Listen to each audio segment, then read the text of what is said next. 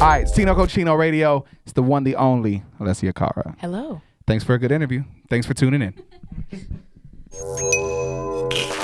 That'd be the easiest one ever, right? That would be like the quickest, best interview ever. You probably remember it. Like you would tell people, I just did this interview and it was amazing because it was so quick and they didn't ask me no crazy stuff and it was just... Yeah, it was like actually pretty insightful, you know? So we'll mess the whole thing up and talk a lot now. Cool? Cool. First things first, how is life in general? Before work and all of that stuff, just you personally, how is life? Life is good. Thank you. Thank you for asking. I didn't even know you had this Band-Aid tattoo. I do. And I saw, why do you have a Band-Aid on your arm? Because... Permanently. Man, okay, don't remind me that it's permanent. It's literally there every day. I know. But okay, because the album's called The Pains of Growing, right? And Okay. like the kind of running logo throughout this entire album is like the little Band-Aid logo thing that I have. And it's just like a symbol of, like, it's not only like representative of my album, but it's also just like a symbol of healing and patching yourself up and stuff. I saw you had said pain is valid. Yes. And I thought that was a really important thing to say because I feel like at a time like right now, so many people are bottling up emotions and just it's not cool to seem sensitive or to show your real feelings. So you want to elaborate on that a little bit? Yeah, definitely. I think not only that, like we tend to like hold things back because we're afraid to be sensitive, but we're also afraid to seem ungrateful, I think, a lot of the time because like everybody goes through pain, whether you are like the richest, most wealthiest, most famous person in the world or someone who, grew up with nothing and still, doesn't have the wealth that someone else has. Like I think I was trying to say that your pain is valid no matter what your circumstances. Like you're still allowed to feel sad some days. You can have everything in the world and still feel sad, whether it's something to do with your mental health or something tragic that happened to you, or it doesn't even have to be tragic. Like you can wake up one day and decide that you don't feel it right, and that's fine and that's valid too. Because I think as people, especially working people and people that just kind of are go all the time, we just feel like we got to bottle things up, or like we're ungrateful for our lives if we're sad sometimes or if we're going through things. So we push those things back. But I think it's really unhealthy to do that because when you push things back, they come out later on in other ways when you least expect it. So it's important to deal with your pain now. For me personally, like when I'm like going through something, the way to like get it out or just kind of de-stress is go to the gym and just get on the treadmill and run until I can't run anymore. Like what is your de-stressor? Like what do you do if you just have one of those days, or maybe, I don't know, you're trying to write the album, you write every record, but you have a day you can't write, or you just have this blockage, or maybe something personal goes on, whatever. What is your de-stressor? Well, I just got into meditating now, which kind of sounds really weird. I've always wanted to do it, but I feel like I don't have the like mental capacity. No, because you know what? Because you think that meditating's like that, like Buddhism type thing, but it's not always that. It's like meditating can come in the form of just breathing, and just like listening to certain music that'll take you somewhere else. Like that's meditation. So to me, I don't really know how to do that whole like self-actualization nirvana thing. Like that's some other level of meditation that I would love to get to, but.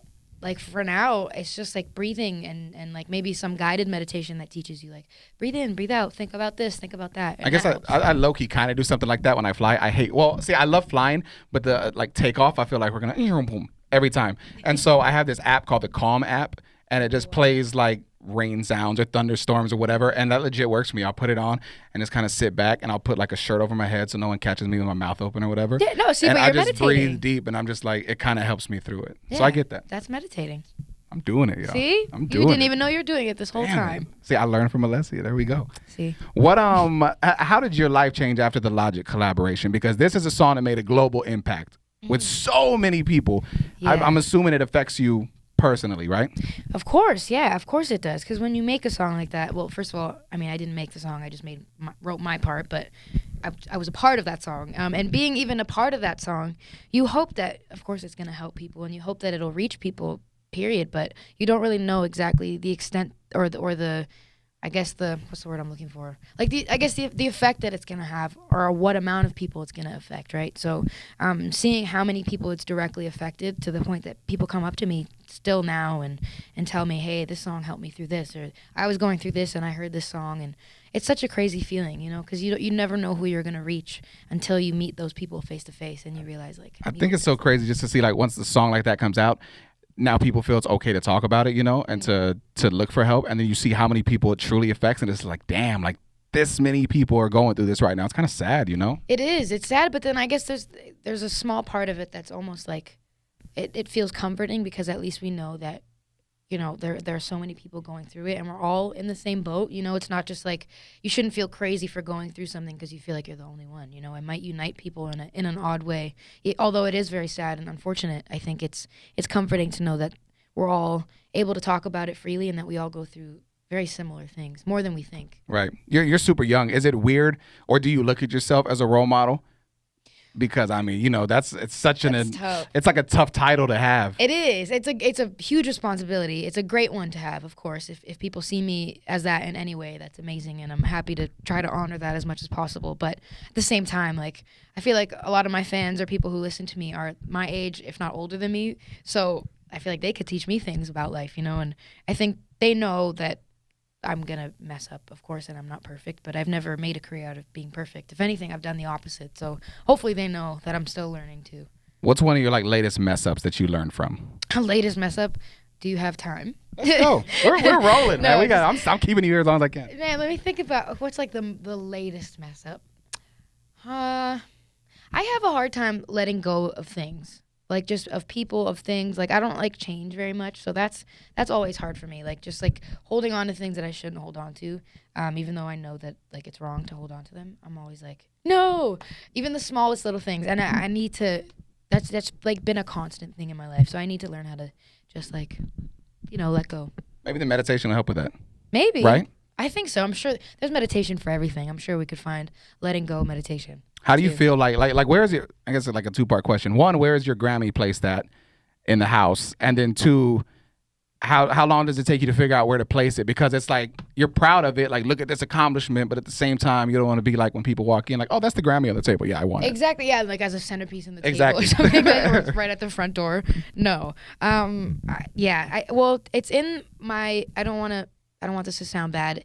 It's in my basement, but not like my basement is like we just renovated our basement, so it's not like we didn't just throw it in the basement. It's like it's in a box. Yeah, no. And we have like this little like electric, like this fake fireplace, but it looks like a real fireplace, and we have like all the awards on it, and then all the awards. She's flexing. Oh my gosh, no, we stop. Have all I'm just trying to paint a 100 picture. of the awards. No, I'm trying to paint a picture. Okay. And then the Grammys in the middle of it. Like, so it's kind of like it's centered there, it's cool, but it's not too like, look at what I have, Right. That's cool.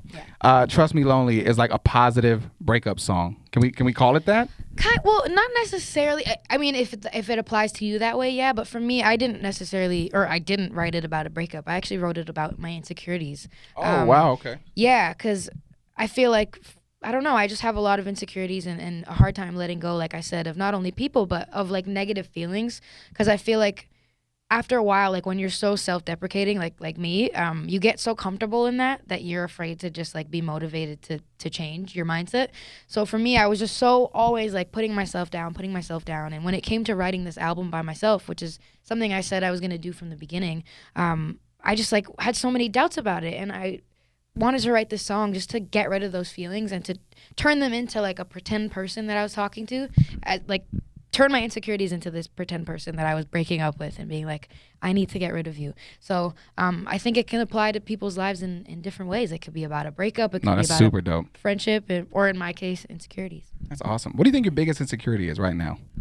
Good question. My biggest insecurity. We all have them. That's the thing. We all have them. Of course. Everyone got something different. Again, kind of like you're saying, the biggest thing is to, one, just acknowledge it. Like, look, this is the problem.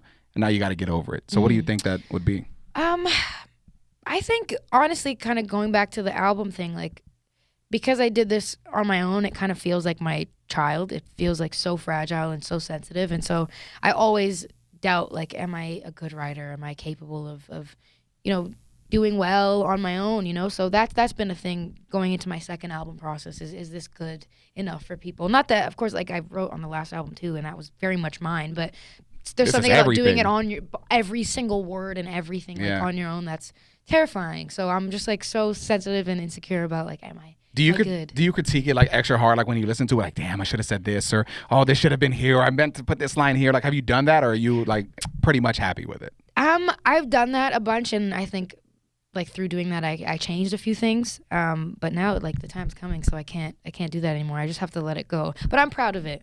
That's what matters. There's Good. always going to be like, I wish I did this, but I'm happy with it. That's what the Band-Aid's for. Just put a Band-Aid on it and keep it moving. Exactly. I have this on me forever now. See, that's how we do it. We brought that thing 360, baby.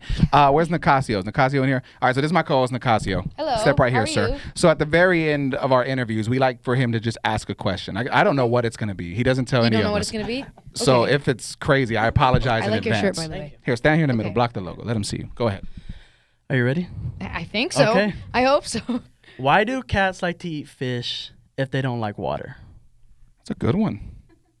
Well, A little because twister there, so think about it. is Think this a about it. riddle that I'm supposed? Is there like a No, trick? it's just, I want to know your answer. I would say, to me, it's because there's a difference between eating something from the water and being fully engulfed in water. You know, like some people can't swim, but Me. they like drinking water. That's me. See? Legit. So I think they're like totally different things. Yes, fish live in water, but you don't have to go into the water to eat fish. And that's why I say, I'm Cats going to like be honest with you. That's the best court question of the adjourned. whole damn interview. She has an answer for everything.